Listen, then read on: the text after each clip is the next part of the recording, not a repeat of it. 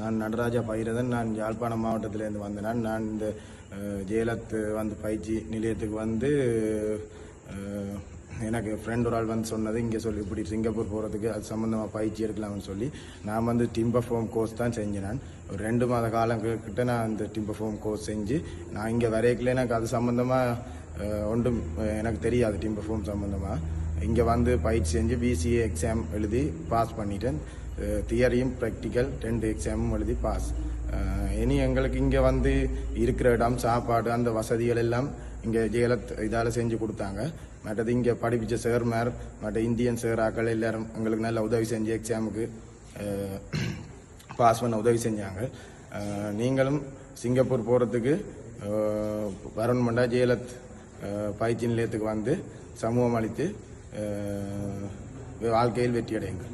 நன்றி.